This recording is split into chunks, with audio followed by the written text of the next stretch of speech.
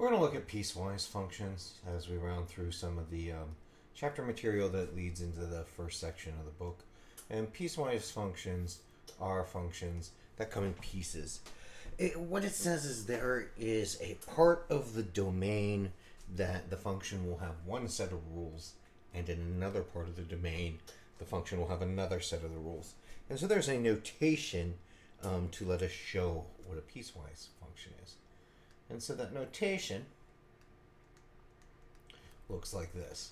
We get a big bracket that holds all of the rules. And then we have the first rule,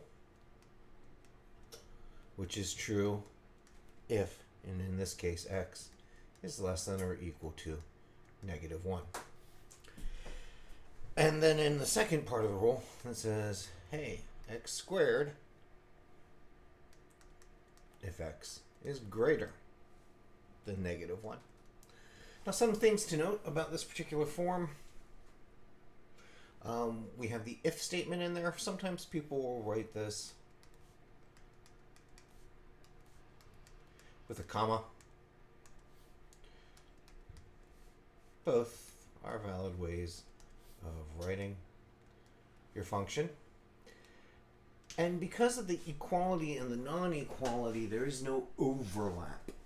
It would fail the horizontal line test if there was an overlap, even at the same point.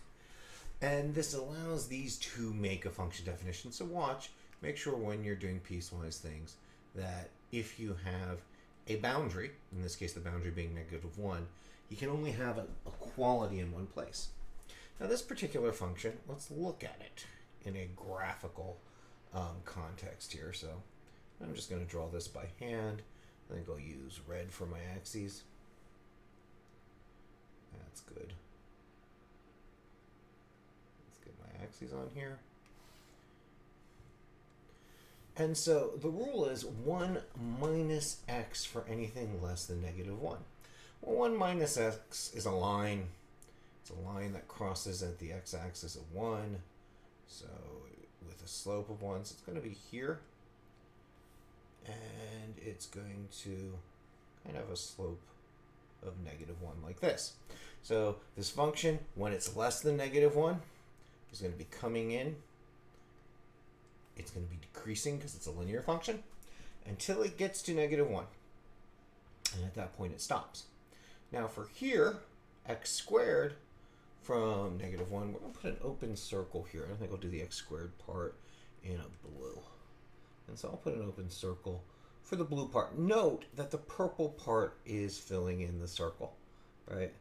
The function does exist in here. I'm just going to use two colors, right, to distinguish the two parts of the function. And this is x squared, which is my parabola.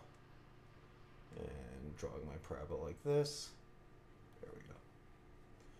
And that's what a piecewise function looks like. It covers the domain of all real numbers. It's well defined in those places. The rules just separate for different parts of the domain. We have a rule for the domain less than or equal to -1, and we have a rule for the domain greater than -1.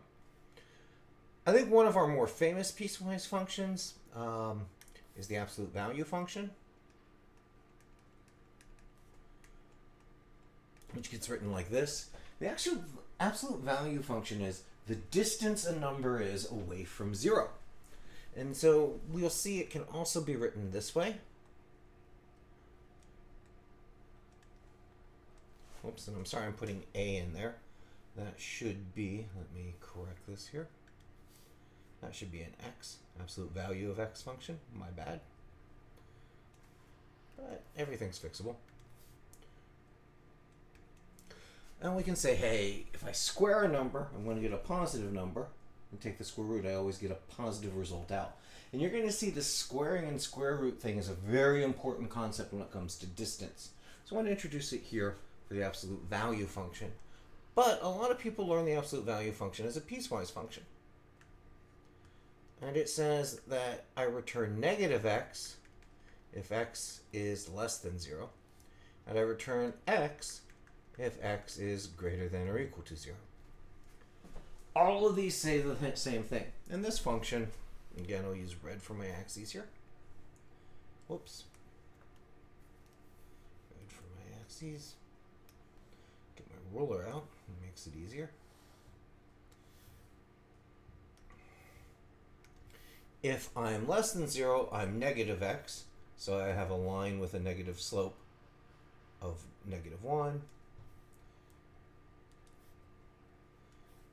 And if I'm greater than 0, I have a line with a positive slope of 1. And so our absolute value function looks like this. And so all these representations of the absolute value function work. It's usually how we introduce piecewise functions. And we will see many different types of piecewise functions when we review some of the different functions that go through, like the floor and ceiling functions, the least integer functions. There's these functions that work for part of the domain.